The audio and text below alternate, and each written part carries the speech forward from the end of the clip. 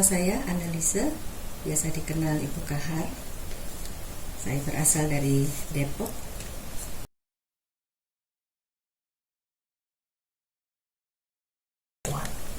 Ya, Oma terpanggil untuk melayani Tuhan dengan pertobatan pada tahun 76 pada waktu ada KKR yang diadakan oleh mahasiswa I3 di Jawa Barat, tepatnya di Gadok, dan mulai terpanggil masuk sekolah Alkitab pada tahun 79.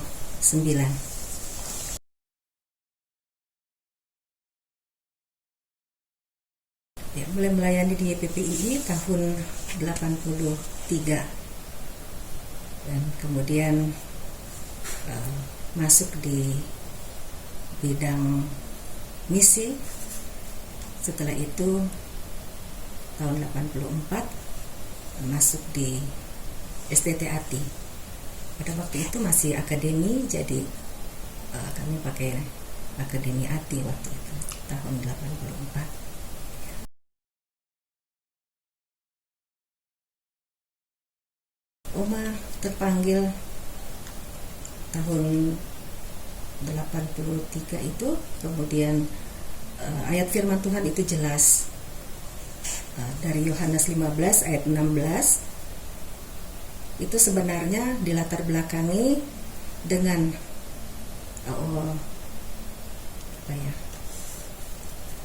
sebenarnya Oma dulu dibiayai oleh GPIB di Depok dan dipersiapkan untuk masuk pelayanan di jemaat, tapi berubah oleh karena ada satu hal yang lain, sehingga pada tahun itulah Oma terpanggil setelah pendidikan di I3 sehingga masuk di PPII, dan itu merasa sejahtera dengan Yohanes 15 ayat 16 itu. Melayani di DPPI ini karena YPPI ini terdiri dari berbagai macam gereja dari latar belakang interdenominasi, dan YPPI juga memberikan kesempatan yang seluas-luasnya untuk melayani. Jadi dari situlah mulai merasa terpanggil untuk melayani di YPPI.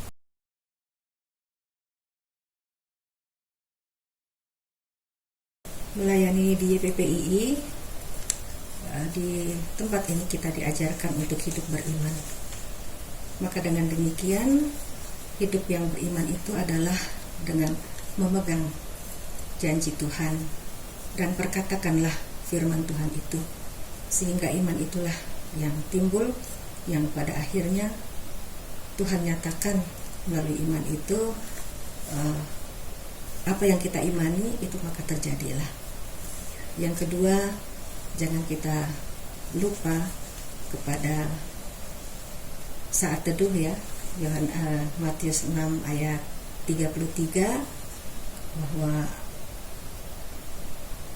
dan juga Markus 1 ayat yang ke-35, kalau Tuhan saja pagi-pagi benar Dia menyisihkan waktu untuk berdoa, maka siapakah kita kalau kita tidak menyisihkan waktu untuk Tuhan? Dan itulah yang menjadi pedoman untuk menikmati pengalaman hidup bersama dengan Tuhan.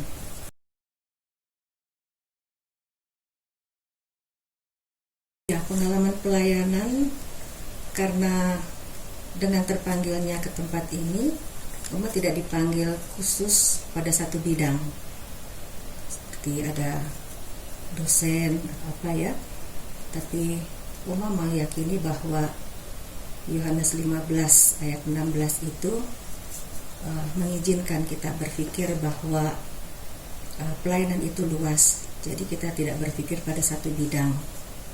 Jadi pada waktu masuk di PPII ada wawancara itu juga pada akhir dari pendidikan atau kursus Mission House itu selalu ditanyakan apakah sedia untuk ditempatkan di tempat yang lain atau berpindah-pindah tempat. Saya bilang silahkan, tidak apa-apa, karena itu pun juga satu pekerjaan Allah yang dipersiapkan Allah sebelumnya, dan itu pekerjaan baik, dan itu pasti akan mendatangkan kebaikan bagi kita yang mengasihinya.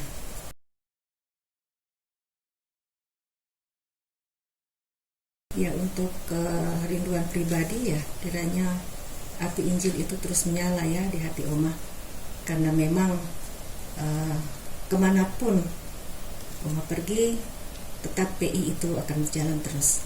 Seperti pada usia sekarang ini, ya ke rumah sakit pun tetap PI, dan tidak ada yang mustahil bagi Tuhan.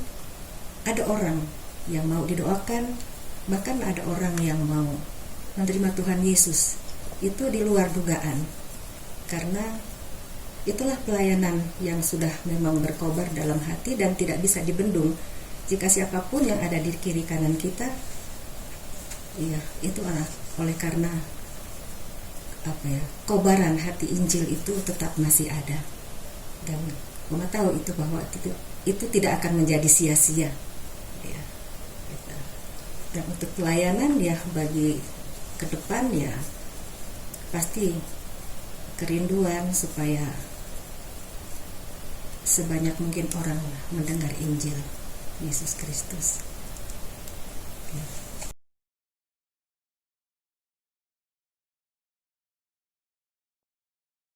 Untuk hamba Tuhan yang masih muda, seperti apa yang dialami,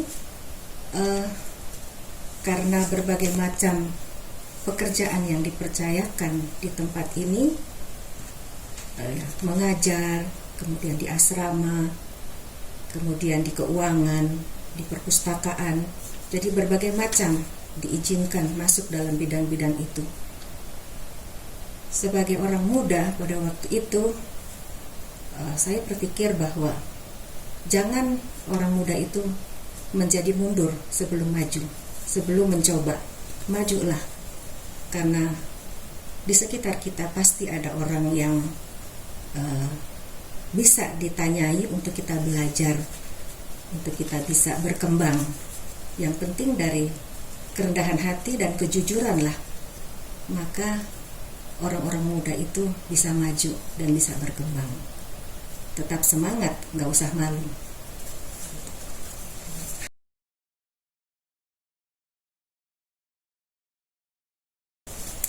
Ya, untuk pasangan hidup, karena Oma dulu masih mahasiswa, jadi punya prinsipnya pada waktu ini minta dengan Tuhan ya, pada waktu tingkat 5 saja Tuhan berikan pasangan hidup dengan jelas.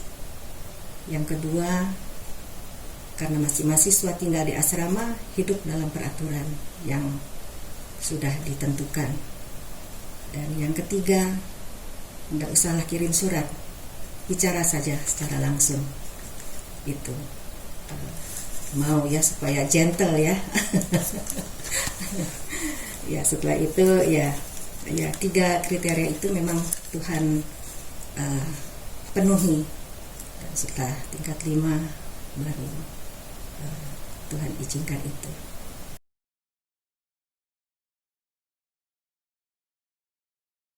Iya, Matius 6:33 itu kita terus praktekkan dalam kehidupan, walaupun masih ada anak-anak kecil, tapi jangan tinggalkan, karena persekutuan dengan Tuhan itu dampaknya sangat besar. Sekalipun kelihatannya biasa-biasa saja, tapi di situ ada kuasa Tuhan di dalamnya. Dan YPPII pada waktu itu mengizinkan juga semua anggota untuk memiliki iman yang iman pribadi untuk keluarga, sehingga sampai dengan saat ini kami tidak pernah kelaparan, tidak pernah tidak makan, selalu makan, walaupun sederhana, tapi Tuhan mencukupkan. Bukan saja mencukupkan, tapi juga melimpahkan, dan anak-anak juga bisa selesai dengan kuliah mereka masing-masing.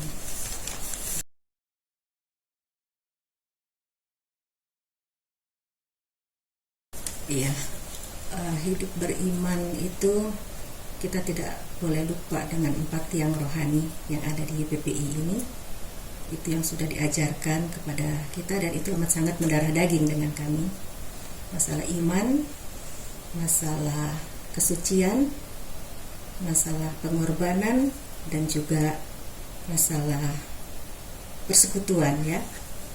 Dan itu amat sangat mempengaruhi kehidupan beriman kami, dan anak-anak juga dilibatkan untuk hidup takut akan Tuhan. Dan kemudian kalau sewaktu-waktu ditinggal oleh suami atau siapapun yang harus pergi melayani untuk tinggalkan keluarga, itu memang kita mengingat di situ ada iman, pasti Tuhan akan menjaga, melindungi, dan ada juga pengorbanan. Kalau ada pengorbanan di situ, apapun kondisi kita kan sudah beriman kepada Tuhan. Jadi kenapa harus takut? Kita percaya saja kepada apa yang Tuhan mau. Karena hidup berkeluarga itu, suami saya itu bukan milik saya, istri saya itu bukan milik saya. Kita diizinkan hidup bersama itu oleh karena Tuhan.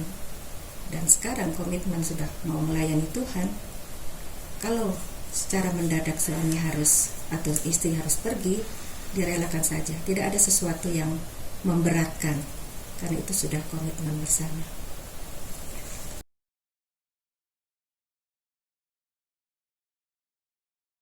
Untuk yang berkeluarga dulu ya, untuk saran, seandainya pasangan hidup kita ini